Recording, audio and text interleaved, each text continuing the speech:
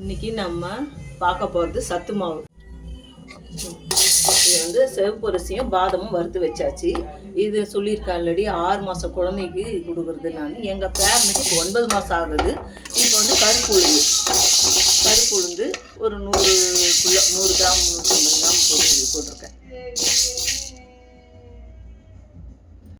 இப்போ இது உளுந்து நல்லா வந்துடுச்சு. நல்லா உளுந்து வந்துடுச்சு, வாசனை வருது. இதோட நம்ம சேர்த்துக்கணும். இப்போ பச்சை பயிறு, இது 100 கிராம், இது 100 கிராம் பயிர். பச்சை பயிரும் நல்லா வந்துடுச்சு, வாசனை பொன்னிறமாக வந்துடுச்சு. அது வந்துட்டு அதோட நான் ஒத்தக்கலையும் சேர்க்க போகிறேன். ஏற்கனவே அது வீடியோவில் இது லைட்டாக வந்தால் போதும். பச்சை பயிரும் உடச்சக்கலையும் வறுத்து கொட்டியாச்சு. இப்போ அடுத்து கம்பு கொட்டி வறுத்துட்டு இருக்கேன். கம்பு நல்லா வந்துடுச்சு. இப்போ எடுத்து ஃப்ளைட்டில் கொட்டிடலாம்.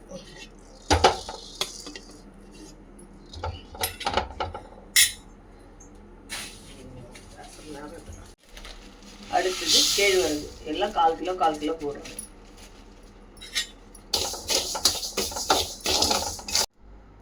கேழ்வரகு நல்லா வந்துடுச்சு.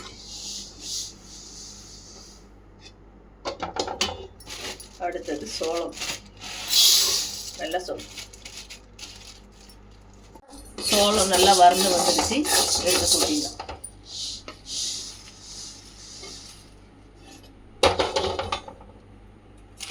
ஜவ்வரிசி ஒரு 50 ஜவ்வரிசி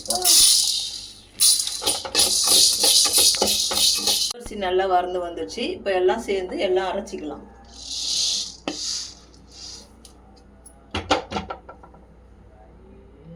இப்போ இதை நம்ம அரைச்சி வச்சாச்சு. இப்போ கஞ்சி காசு இவ்வளோ தண்ணி ஊற்றியாச்சு. 2 ஸ்பூன் கஞ்சி மாவு போட்டு கரைச்சிக்கணும். தண்ணி நல்லா கொதித்து வந்துச்சு. கரைச்சி வச்ச மாவை இதில் சேர்த்துக்கணும். நல்லா கை விடாமல் கரைச்சிக்கிட்டே இருக்கணும், கலக்கிட்டே இருக்கணும். கட்டியாக இல்லாமல் கரைச்சிக்கிட்டே இருக்கணும், கை விடாமல் கலக்கினே இருக்கணும். இல்லைன்னா உண்டை ஆகிடும். நல்லா கஞ்சி வந்துடுச்சு. நான் வந்து பனவெல்லம் சேர்க்க போகிறேன். அரை திதிப்பு தான் சேர்க்க போகிறேன். பனவெல்லம் இதை தான் சேர்க்க போகிறேன். ஏன்னா சக்கரைலாம் போடக்கூடாது குழந்தைங்களுக்கு, அதனால் பனவெல்லம் சேர்க்க போகிறேன். கஞ்சி ரெடி ஆயிடுச்சு. எங்கள் பேரனுக்கு 9 மாதம் ஆகுது. 9 மாதம் முடிஞ்சது இருக்குது.